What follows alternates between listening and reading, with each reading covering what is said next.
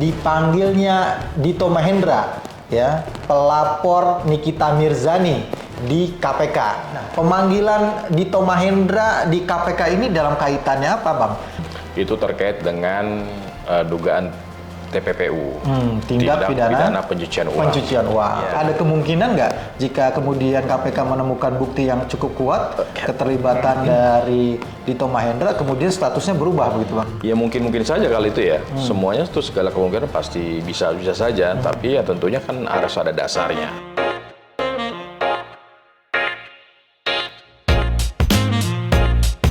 Assalamualaikum warahmatullahi wabarakatuh.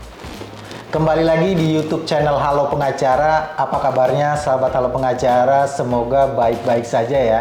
Dan pada kesempatan kali ini kembali Halo Pengacara akan memberikan informasi dan juga sekaligus ada ulasan hukum terkait dengan isu-isu yang sedang viral di masyarakat yang menjadi perbincangan hangat di media sosial maupun di media massa.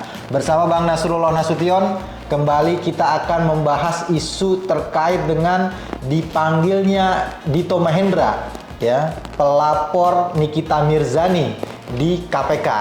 Nah, ini yang menarik ya. Tapi sebelum kita melanjutkan video ini, jangan lupa subscribe YouTube channel Halo Pengacara dan jangan lupa juga tinggalkan like dan juga komen dalam video ini ya. Bang Nasrullah, Ya.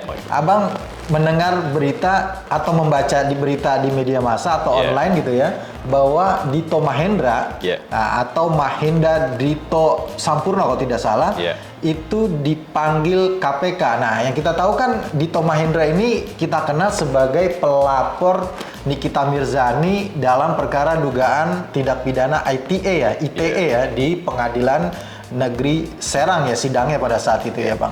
Nah, pemanggilan Dito Mahendra di KPK ini dalam kaitannya apa, Bang? Apa masih ada kaitan dengan Nikita Mirzani, Bang? Iya. Terima kasih Bang Heri ya. Kalau yang saya baca dari berita media, itu terkait dengan dugaan TPPU, tindak pidana pencucian uang atau money laundry lah ya, bahasa yang lebih sering didengar publik ya. Yang dimana terduganya ini adalah terpidana tindak pidana korupsi, yaitu Bapak Nur Hadi kalau tidak salah ya, dan menantunya yang telah divonis pada tahun 2016 dengan vonisnya itu 6 tahun dengan denda 500 juta. Pak Nur Hadi ini kalau tidak salah beliau sekretaris Mahkamah Agung. Ya, pada tahun 2016 itu pernah ditangkap ya terkait dengan dugaan suap itu pengurusan perkara ya. Betul. Tadi Abang bilang sudah divonis ya, Bang ya. Betul, pada tingkat terakhir tuh kalau tidak salah kasasi ya. Kasasi juga sudah sesuai dengan putusan pengadilan negeri, jadi sudah inkrah. Iya. Gitu. Ya, yang dilaporkan atau diperiksanya itu si Dito ini datang sendiri, Pak Ditonya, atau memang ada panggilan paksa, Bang? Ya, kalau dari berita media itu ini panggilan keempat ya. Panggilan keempat. Artinya udah 3 kali panggilan, Dito tidak hadir. Kalau saya baca dari berita media itu, bulan November dipanggil, bulan Desember dipanggil, dan bulan Januari juga dipanggil, dan alhamdulillah kemarin beliau hadir, artinya sudah panggilan keempat. Dan ya terkait dengan ini sebenarnya kita juga agak kaget awalnya. Wah, ini atas pelaporan siapa gitu ya, Dito dipanggil sama KPK. Kalau KPK kan biasanya ngeri-ngeri sedap ya. Ngeri-ngeri sedap, karena itu kan perkara tindak pidana korupsi biasanya, yang terkait dengan korupsi. Nah, ini kan terkait juga, kita baca-baca berita media, oh ternyata bukan Nikita nih. Terkait dengan kasus Nikita. Bukan, ternyata terkait dengan kasus yang sudah pernah divonis, sekarang sedang diperiksa aliran dana daripada tindak pidana yang telah divonis tersebut. Karena kan follow the money istilahnya. Nah, ini juga yang menarik nih, Bang. Ini kan tadi Abang bilang bahwa ini kasus terkait dengan kasus dugaan yang terduga pelakunya adalah mantan sekretaris MA yang tadi sudah menjadi terpidana ya, sudah divonis 6 tahun gitu ya. Nah, memang kalau orang sudah dipidana, Bang, sudah dijatuhkan pidana lah, menjadi terpidana gitu. Apakah memang dia boleh untuk dituntut kembali dalam perkara yang sama begitu? Ya, karena ini terkait dengan tindak pidana korupsi ya. Jadi ada istilahnya kan uang hasil kejahatan korupsi itu harus ditelusuri kemana larinya gitu ya. Nah, ini yang seringkali pidana pokoknya sudah diputus nih terkait dengan korupsinya, terus sudah terbukti korupsinya. Terus sekarang terkait dengan hasil dari apa korupsi itu, uang-uang itu, maka ditindaklanjuti dengan TPPU, kan gitu ya, tindak pidana pencucian uang, ya, atau money laundry lah tadi yang seperti kita sampaikan. Nah, disinilah mulai terkuak bahwasannya aliran dana itu kemana saja dalam interval tahun sekian sampai tahun sekian. Apa saja transaksi yang sudah dilakukan gitu ya, dengan siapa dan besarannya berapa, dan itu mungkin terrecord ya, atau ada bukti kalau transaksi itu pernah dilakukan oleh entah dengan Dito-nya langsung atau dengan mungkin stafnya Dito atau siapa lah.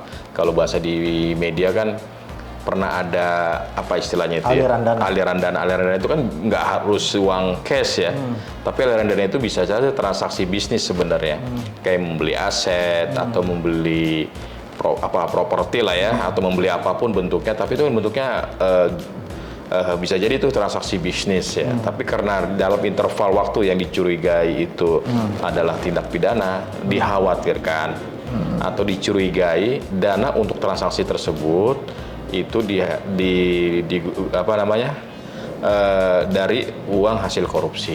Ya, dugaannya seperti kalau kita mengutip ya Bang, berita yang diterbitkan oleh Tempo.co ya, itu terkait dengan judulnya adalah KPK telisik dugaan aliran duit Nur Hadi ke Dito Mahendra. Di sini disebutkan bahwa berdasarkan dokumen yang diperoleh Tempo, Dito diduga menerima aliran dana dari Nur Hadi melalui orang kepercayaan di Surabaya, Bang. Uang ditransfer secara bertahap dalam kurun waktu Februari hingga Mei 2016. Pada 20 Februari misalnya, Dito diduga menerima 200 juta dari orang kepercayaannya itu melalui suatu bank plat merah. Transfer terus berlanjut, 2 pekan berselang orang kepercayaan itu kemudian menyetorkan 400 juta kepada Dito. Pada akhir Maret, ia juga mengirimkan 200 juta. Pada April, nominal uang yang ditransfer Yoga semakin besar, yaitu 750 juta rupiah. Nah, kalau berdasarkan berita itu, uang-uang itu, aliran dana diduga dari Nur Hadi kepada Dito Mahendra itu, emang dipergunakan untuk apa, Bang? Ya, kita belum tahu ya untuk apanya, apakah itu ada transaksi bisnis di sana atau tidak. Tapi ya saya rasa mungkin bisa jadi itu transaksi bisnis ya. Mungkin dalam bisnis apa ya? Ya karena kalau dilihat dari jumlahnya itu kan 1 M lebih itu ya. Artinya nilainya cukup besar gitu ya. Artinya tidak mungkin kalau itu bukan dari suatu transaksi bisnis.